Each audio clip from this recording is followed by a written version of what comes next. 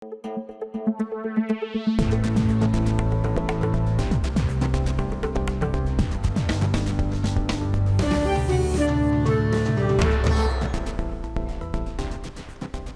এখন জনপদে। পুরো আয়োজন জুড়ে সঙ্গে আছি আমি সুমাইরা রাজি। বর্ষবরণ উপলক্ষে সংস্কৃতি মন্ত্রণালয়ের আয়োজনে রাজধানীর মানিক মিয়া এভিনিউয়ে কনসার্ট চলছে। এ নিয়ে আরও খবর জানাতে আমাদের সঙ্গে যুক্ত হচ্ছেন আজহার লিমন। লিমন, এখন কোন ব্যান্ড দল পারফর্ম করছে জানাবেন, এবং একই সঙ্গে জানতে চাই মানিক মিয়া এভিনিউয়ে আর কি কি আয়োজন রয়েছে আজ।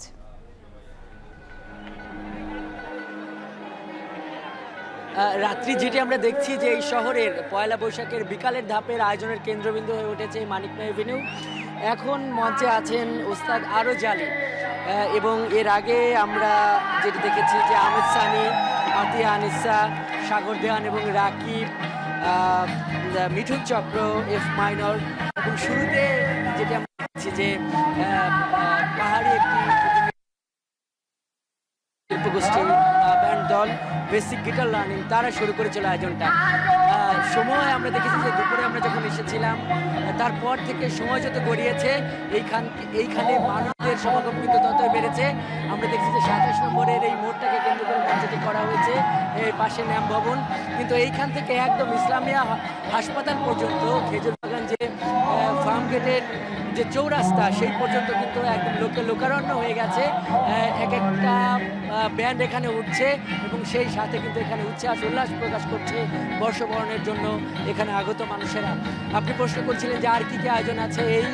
আজকের এই সংস্কৃতি মন্ত্রণালয়ের এই মানিক মিয়া সড়কের আয়োজনটি আরও যে কারণে গুরুত্ব পাচ্ছে সেটি হলো যে এখানে একটি ড্রোন শো হচ্ছে।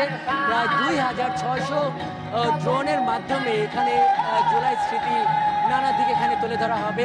এখানে দেখা যাবে যে সংসদ ভবনের উপরে ভেসে উঠেছে এই জুলাই আন্দোলনের যে শহীদদের ইমাম খ্যাত আবু সাইদ, তাকে এখানে দেখা যাবে রিকশাওয়ালা সুজন, যে ওই জুলাই আন্দোলনের সময় শিক্ষার্থীদের স্যালুট দিয়ে সারা দেশের মানুষের নজর কেড়েছিল।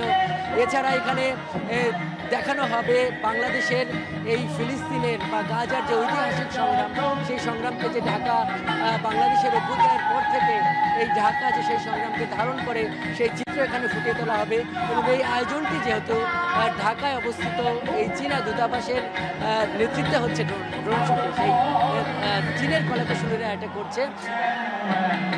সেই চীন এবং বাংলাদেশের যে ঐতিহ্যবাহী বন্ধুত্ব এবং যে ঐতিহ্যবাহী সম্পর্ক, তারও অনেক কিছু এখানে কিন্তু তুলে ধরা হবে। আমরা এই গণঅভ্যুত্থান পরবর্তী সময়ে যেটি আলোচনা ছিল যে কীভাবে আয়োজনটি হয়, সেইভাবে আমরা দেখছি যে মানুষ কিন্তু ভরপুর এখানে আনন্দ করছে এবং তারা বলছে যে তারা মুক্তভাবে আরও বেশি নিঃশ্বাস নিয়ে ইচ্ছা মতো যেভাবে চাইছে সেভাবে তারা আনন্দ করতে পারছে।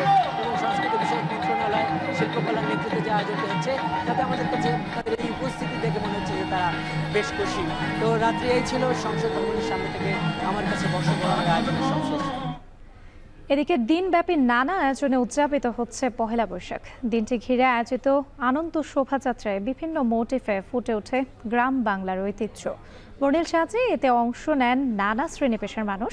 অতীতের সব গ্লানি ভুলে দুঃখ, সুখ ও সমৃদ্ধির কামনা করে প্রার্থনা করেন তারা।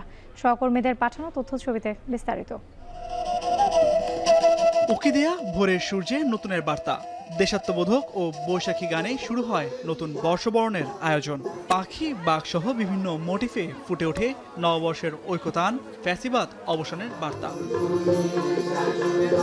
বরিশালে উদীচী শিল্পগোষ্ঠীর উদ্যোগে সঙ্গীত পরিবেশনের মাধ্যমে স্বাগত জানানো হয় নতুন বছরকে। পরে জেলা প্রশাসনের আয়োজনে বের করা হয় আনন্দ শোভাযাত্রা। সেখানে হাতি, ঘোড়া, পালকির মোটিফ সহ ফুটে ওঠে গ্রাম বাংলার ঐতিহ্য।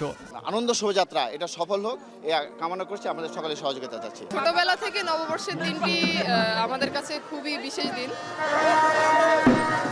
এদিকে গরুর ও ঘোড়ার গাড়ি নিয়ে ব্যতিক্রম ধর্মী র্যালির আয়োজন করে রংপুর জেলা প্রশাসন। বর্ণিল সাজে শোভাযাত্রায় অংশ নেন বিভিন্ন সংগঠনের সদস্য, শিক্ষার্থী, আদিবাসী সহ নানা শ্রেণী পেশার মানুষ। অতীতের ব্যর্থতার গ্লানি ভুলে সুখ ও সমৃদ্ধির কামনা করেন তারা। বাদ্যের তালে নেচে গিয়ে চট্টগ্রামে উদযাপন করা হয় নববর্ষের আয়োজন। চারুকলার আনন্দ শোভাযাত্রার মুখোশ আর নানা প্রতিকৃতিতে তুলে ধরা হয় বাঙালির হাজার বছরের ঐতিহ্য। নতুন বছরে শান্তি, শক্তি আর সমৃদ্ধির প্রত্যাশা সবার।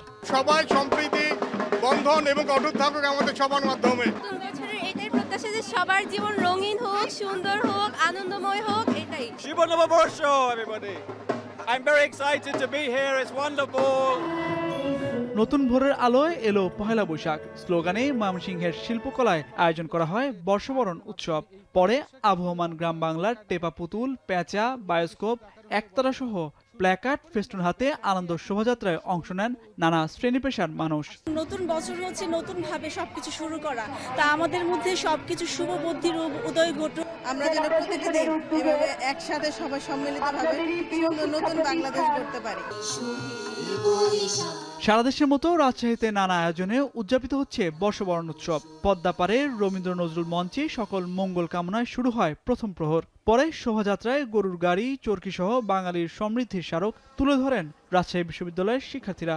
নতুন একটি আলো নিয়ে আমরা চাই প্রত্যেকের জীবন আলোকিত হোক, আর যদি মানুষের জীবন আলোকিত হয় সে তার আলো দিয়েই আমাদের দেশকে এগিয়ে নিয়ে যাবে। বাঙালির এই ঐতিহ্যটাকে আমরা যাতে চর্চার মাধ্যমে নিতে পারি। এদিকে প্রদীপ প্রজ্বলনের মাধ্যমে দিনের কর্মসূচি শুরু করেন সিলেটবাসী। এছাড়া নানা আয়োজন ও বর্ণিল সাজের মধ্য দিয়ে খুলনা, কুমিল্লা, বগুড়া, ব্রাহ্মণবাড়িয়া, সিরাজগঞ্জ সহ বিভিন্ন জেলায় নতুন বছরকে বরণ করে নেওয়া হয়। তামজিদ মির্জা, এখন। দেশের বিভিন্ন স্থানে নানা আয়োজনের মধ্যে অনুষ্ঠিত হয়েছে ঐতিহ্যবাহী চড়ক পূজা। বাংলা সন অনুযায়ী বর্ণাঢ্য আয়োজনে বর্ষবরণ হলেও সনাতন পঞ্জিকা অনুযায়ী চৈত্র সংক্রান্তির দিনে এ পূজা অনুষ্ঠিত হয়, যা দেখতে ভিড় করেন হাজারো মানুষ। আর পূজাকে কেন্দ্র করে বসে গ্রামীণ মেলা। সহকর্মীদের পাঠানো তথ্য ছবিতে বিস্তারিত। বাজছে ঢাকঢোল, সাথে উলুধ্বনি, শঙ্খ আর কাসরের শব্দে মুখরিত চারপাশ। উৎসুক জনতার দৃষ্টি সুউচ্চ চড়ক, যেখানে ঝুলছেন সনাতন ধর্মাবলম্বী সাধকরা। চড়ক পূজা বাংলার অন্যতম গুরুত্বপূর্ণ লোকোৎসব। বাংলা সন অনুযায়ী যখন দেশজুড়ে বর্ণাঢ্য আয়োজনে চলে বর্ষবরণ, তখন সনাতন পঞ্জিকা অনুযায়ী চৈত্র সংক্রান্তি। আর এই দিনটিতেই চলে চড়ক পূজার আনুষ্ঠানিকতা। পূজাকে ঘিরে চলে জমজমাট উৎসব, বসে গ্রামীণ মেলা। সিলেটে বৈশাখের আনন্দের সাথে বাড়তি মাত্রা যোগ করে চড়ক পূজা। মূলত সনাতন ধর্মাবলম্বীদের উৎসব হলেও এতে যোগ দেন বিভিন্ন ধর্ম ও শ্রেণী পেশার মানুষ। পূজাকে ঘিরে বসা মেলায় গ্রামীণ ঐতিহ্যের অনুষঙ্গ, তালপাখা, কারু ও মৃৎশিল্প, লোকজ পণ্যের পসরা নিয়ে বসেছেন দোকানিরা। সনাতনী চৈত্র সংক্রান্তি ঘিরে ব্রাহ্মণবাড়িয়াতেও অনুষ্ঠিত হয় ব্যতিক্রমী চড়ক পূজা। পূজার মূল আকর্ষণ ছিল ভক্তদের বিভিন্ন শারীরিক কসরত। চড়ক গাছে ঘোরানো, ধারালো লোহার দণ্ড এবং ধারালো দায়ের উপর শুয়ে দেখানো হয় বিভিন্ন কসরত। এদিকে সনাতন ধর্মাবলম্বীদের চৈত্র সংক্রান্তি উপলক্ষে ঝালকাঠির কীর্তিপাশার মঠবাড়িয়াতেও ঐতিহ্যবাহী চড়ক পূজা অনুষ্ঠিত হয়। পূজা উপলক্ষে মন্দির প্রাঙ্গণে বসে গ্রামীণ মেলা। সাদাত শাহেদ, এখন। বাংলা বর্ষবরণে দেশের বিভিন্ন স্থানে চলছে বর্ণাঢ্য আয়োজন। সাংস্কৃতিক অনুষ্ঠানের পাশাপাশি আয়োজন করা হয়েছে গ্রামীণ মেলার। এ বিষয়ে আরও জানাতে চট্টগ্রাম থেকে যুক্ত হয়েছেন হোসেন জিয়াদ। জিয়াদ, পয়লা বৈশাখ উপলক্ষে সিআরবি শিরিষতলায় এখন কি আয়োজন চলছে, বিস্তারিত জানাবেন। রাত্রি বৈশাখের তপ্ত রোদ, উত্তপ্ত হাওয়া, মানুষের ভিড়, গলদঘর্ম সবাই আসলে এখানে। তারপরও উৎসবের যেই রং ছড়িয়েছে সকাল 7টায়, সেটি কিন্তু কোনো অংশেই কমেনি, বরং এই সন্ধ্যা হওয়ার সাথে সাথে মানুষের ভিড় কিন্তু আরও বাড়ছে এই শিরিষতলায়, এই শতবর্ষী বৃক্ষের নিচে। এবং একের পর এক শিল্পীরা কিন্তু মঞ্চে উঠছেন, গান গেয়ে যাচ্ছেন সেই সকাল 7টা থেকে, এবং নতুন বছরকে বরণ করে নিচ্ছেন। চট্টগ্রামের তো বটেই, চট্টগ্রামের আশেপাশে উপজেলায় যারা আছেন, একেবারে উপজেলা থেকে নগরী পুরো অঞ্চলের মানুষ। এবং এই মুহূর্তে আপনি নিশ্চয়ই দেখতে পাচ্ছেন আমার পেছনে লাখো মানুষের ভিড়, একেবারে পরিবার পরিজন নিয়ে, বন্ধুবান্ধব, প্রিয়জন নিয়ে সবাই আসলে এই শিরিষতলায় এসে হাজির হয়েছেন। এবং যারা শিল্পী এসেছেন সকাল থেকে আমরা দেখেছি সবার কণ্ঠে, গানে, সুরে কিংবা নৃত্যের তালে, কবিতা আবৃত্তিতে পুরোটা জুড়েই ছিল কিন্তু নতুন বছরকে বরণ করে নেওয়ার আবহন বা নতুন বছরের জয়ধ্বনি। মানুষের মধ্যে কিন্তু ক্লান্তি নেই। এই যে দীর্ঘ পথ পাড়ি দিয়ে হেঁটে আসা কিংবা এখানে ঘন্টার পর ঘন্টা দাঁড়িয়ে থেকে উৎসবে অংশ নেওয়া, কিংবা এই ভিড়ের মধ্যে থাকা, এর মধ্যেও মানুষের মুখে কিন্তু হাসি, নতুন বছরের যে জয়ধ্বনি সেটি, এবং সবাই স্বপ্ন দেখছেন যে নতুন যে বছরটি এসেছে এটি বাংলাদেশের জন্য অন্যরকম একটি সময়, এবং তারা আশা করছেন সবাই যে একটি শান্তি, সমৃদ্ধি, শক্তির একটি বাংলাদেশ গড়ে উঠবে, বৈষম্যহীন একটি বাংলাদেশ গড়ার যে স্বপ্ন দেখছেন নতুন বছরের পর তারা এই বছরকে ঘিরে সেই সমৃদ্ধ বাংলাদেশের হাতছানি আসলে সবার চোখে মুখে। চট্টগ্রামের এই শিরিষতলার পাশাপাশি কিন্তু ডিসি হিলেও একটি বর্ষবরণের উৎসব হতো, কিন্তু এবার সেখানে মঞ্চ ভেঙে দেওয়ায় গতকাল রাতে সেই উৎসবটি হয়নি, ফলে পুরো মানুষের চোখ বা ভিড় কিন্তু এই শিরিষতলায় এসে পড়েছে। তবে এর পাশাপাশি চট্টগ্রামের চারুকলা, শিল্পকলা একাডেমি, কাজী দেউরি বোর্ড, বিভিন্ন জায়গায় আমরা দেখেছি যে এই একের পর এক উৎসবের আয়োজন হয়েছে এবং শিল্পীরা এক জায়গা থেকে গিয়ে অন্য জায়গায় আসলে দর্শকদের আনন্দ দিচ্ছেন।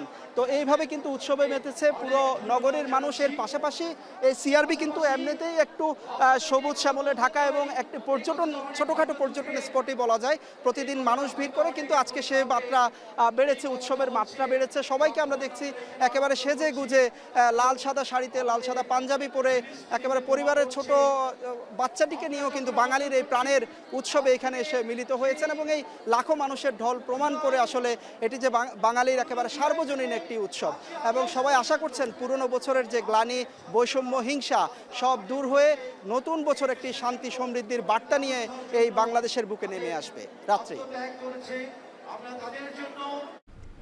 পয়লা বৈশাখ ঘিরে চট্টগ্রাম থেকে যুক্ত ছিলেন সহকর্মী হোসেন জিয়া, জানাছিলেন সেখানকার নানা আয়োজনের খবর। এবার একটু যেতে চাই কক্সবাজারের মন্তোষের কাছে। মন্তোষ, কক্সবাজার সমুদ্র সৈকতে ভিড় করছেন নিশ্চয়ই হাজারো পর্যটক, সেখানকার আসলে পরিস্থিতি কি আপনার কাছে একটু জানতে চাই।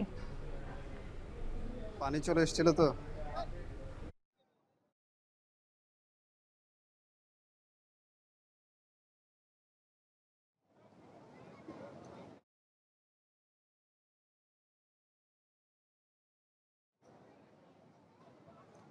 রাত্রি সৈকত জুড়ে এখন বিপুল মানুষের উপস্থিতি আছে। আসলে এখানে যে পহেলা বৈশাখকে কেন্দ্র করে প্রচুর মানুষের ভিড় যেমন রয়েছে, বর্ণিল সাজে আসলে কক্সবাজার শহরকে সাজানো হয়েছে। আমরা দেখছি যে হোটেল রিসোর্টগুলোকে নানাভাবে সাজানো হয়েছে, আর বাইরে বিভিন্ন ধরনের আসলে আয়োজন সেখানে রাখা হয়েছে। এবং সৈকতের যে লাবণী পয়েন্ট, সেখানে জেলা প্রশাসনের উদ্যোগে সাংস্কৃতিক অনুষ্ঠান সহ নানা ধরনের আয়োজন রাখা হয়েছে, লোকজ মেলার আয়োজন করা হয়েছে।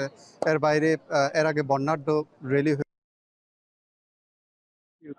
হয়েছে তাদের বিনোদনের ক্ষেত্রে, কক্সবাজার ভ্রমণের বিনোদনের যে বিষয়টি সেটিকে বাড়তি মাত্রা যোগ করেছে বলে তারা আমাদেরকে জানিয়েছেন, এবং তাদের ভ্রমণের যে উৎসাহ সেটিকে আরো বাড়িয়ে দিয়েছে সেটি তারা বলছেন। এবং এখানে যে পহেলা বৈশাখ যে প্রাণের একটি উৎসব, সেটি আসলে কক্সবাজার জুড়ে আসলে সেই চিত্রই তারা দেখেছে। কক্সবাজার ভ্রমণ দিয়েছে এখানে যারা হোটেল ব্যবসায়ী রয়েছেন কিংবা সৈকতের যারা ব্যবসায়ী রয়েছেন, তারাও কিন্তু এখানে উৎফুল্ল রয়েছেন। তারা নানাভাবে এই দিনটিকে যেমন বরণ করছেন, তেমনি এখানে যে ব্যবসায়িকভাবে আসলে তারা লাভবান, বিভিন্ন প্রান্ত থেকে পর্যটক আসার কারণে যে ব্যবসা বাণিজ্য তারা করতে পারছেন।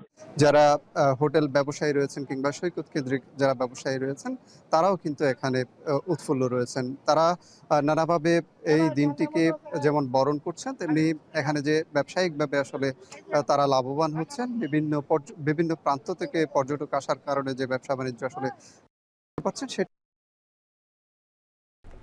বৈশাখের প্রথম দিনেই স্বস্তির বৃষ্টিতে ভিজল বরিশাল অঞ্চল। থেমে থেমে বৃষ্টির সঙ্গে ঝোড়ো ও হাওয়ায় গরম থেকে মুক্তি মিলেছে নগরবাসীর।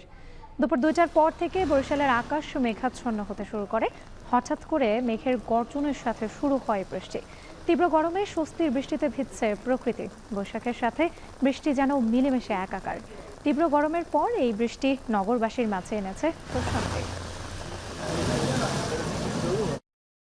সকাল থেকে খুব গরম করতেছিল দেখতেছি, যখন বৃষ্টি নামলো তখন দেখলাম যে বৃষ্টির ভিতরে ভিজতে খুব ইচ্ছে করতেছে।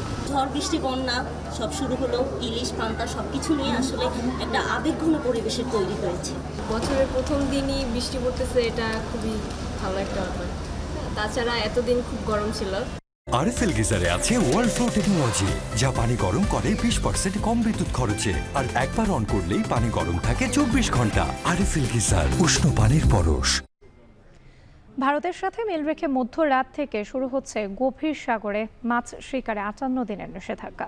অসাধু ব্যবসায়ীদের দৌরাত্ম্য বন্ধে ব্যবস্থা নেওয়ার দাবি সাধারণ জেলেদের। জিয়াদ মাহমুদের প্রতিবেদন। পায়রা, বিষখালিয়ার বলেশ্বরের ঢেউ ভেঙে ভিড়তে শুরু করেছে ট্রলার। 58 দিনের নিষেধাজ্ঞা পালন করতে অনেকেই শেষবারের মতো বেচাকেনা করছেন রূপালী ইলিশ সহ সামুদ্রিক মাছের।